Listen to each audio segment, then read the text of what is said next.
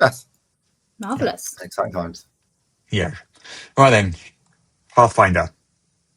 Mm. So last week, I think it was, we mentioned that Pathfinder was switching to a quarterly adventure path format. Yes. Instead of the previous monthly magazines, yeah. Yeah. So I thought we'd have a quick look at what the first one is.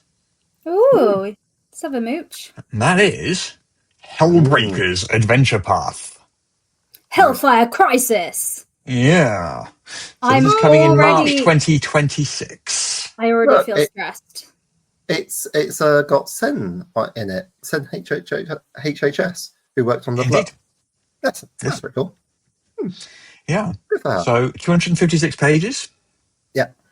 This will take you from levels 1 to 10.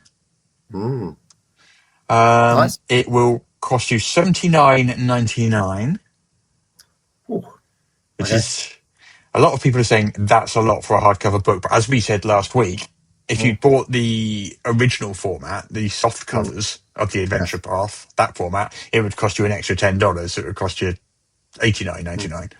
So you know you're actually saving $10 there and saving quite a lot of shipping because you're only getting one shipment rather than 6. And I mean, are you paying for it? Sorry. The one thing I was going to say is I also think this is kind of what role-playing books should cost. I know this is a controversial thing, but creating games, especially Pathfinder, the adventures are really good quality. So they have some great people working on it, writing it, the artwork, look how beautiful that is. It's there's a lot that goes into developing a book. And I know when people buy a role-playing book, they think of the cost of printing the thing, but the cost of printing the thing is generally the cheapest part of the process. Anyway, that's just my little rant. Yeah. I mean, there's a reason I've said many times that, that's why 90% of the TTRPG creator industry is working for less than minimum wage. Yeah. Because you can't actually sell the products for what they're actually worth, given the amount of work that goes into them. Yeah. Yep. Unless you're at Wizards of the Coast print run sale, because then obviously the cost per unit's down. Yeah. Well, yeah, but they sell their books way, way cheaper than, Look, we can't have a serious conversation about the TTRPG industry and include Wizards of the Coast, except as an outlier, because it is an outlier. Yep. It's just what they do there is not really relevant, except in as much as they set prices and their behavior distorts the market because they are a de facto monopoly, which I'm sure there are people leaping to the comments, even as I speak, who do not know what a monopoly is. It's the board game. Because it's not. Yeah. A bad board game. Yeah. A terrible monopoly board game. Isn't the case where you just have a single person, a single unit that's selling everything. It's where you have a distorting effect on the market. Tesco's was regarded as a monopoly in the UK because 1 in every £8 was spent at Tesco's. Like, other supermarkets are available, but it was considered to have a monopoly effect. Anyway, that takes us to things like antitrust suits and so forth, which is it's a bit of a side topic though. Sorry, we're talking about... I steered us off. Let's get back to Pathfinder Hellbreakers Adventure Path. Yes, it looks what do we know? I've got the description here. I could try and read it out for you if you wish. Yeah, As the Hellfire Crisis dawns and spreads its turmoil throughout Avistan, the nation of Isgare is being shaken up by the rebel organization, the Hellbreakers League, which seeks to break Isgare free of its oppressor and patron nation of infernal Cheliax. Player characters will carry out daring missions against Chelaxian strongholds, face off with the deadly Hell Knights, and strike out against the forces of Hell itself. Okay. Got some Sounds demons. like fun. Liberation. Yeah. That's jolly. Yeah.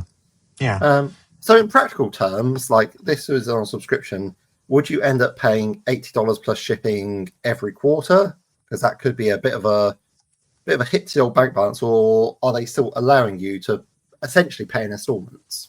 That I do not know.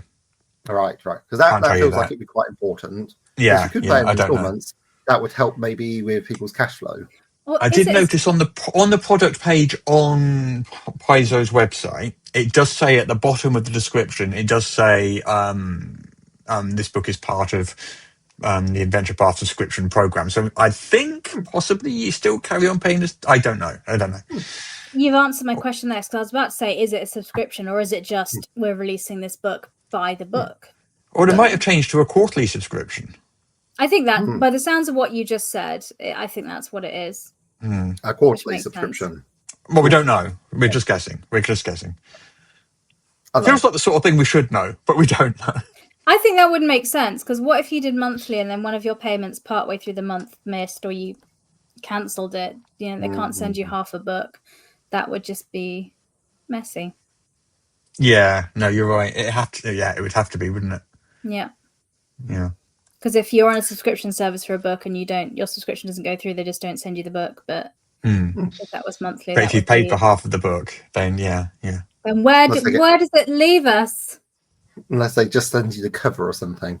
Well, I mean, if somebody does the back end, there's somebody employed management. at Paizo that just rips out some of the pages. That's their job. They sit there and say, right, he's only paid like 2 out of 4 subscriptions. We'll rip out all the odd pages. I don't think that's what they'll do, but what do I know? I just do the operations anyway. Yeah. This is why you do the operations and Russ just, I don't know, sits in the chair. He would stroke a cat if he liked cats. Anyway.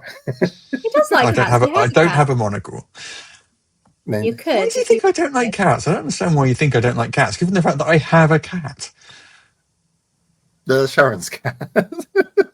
Well, is it because the cat doesn't like Russ? That's a different conversation? It's not that the cat doesn't like me. The cat just ignores me and pretends I don't exist. That's very unfair. Ripley bought you flowers only last year or the year before, so you know. That is true. And you spurned these gifts and were quite ungracious about them. So, quite frankly, I can see why she sees you as not liking her. So there you go. Oh well. Anyway, I guess it's hard being a cat. I think it is. Yeah, club life.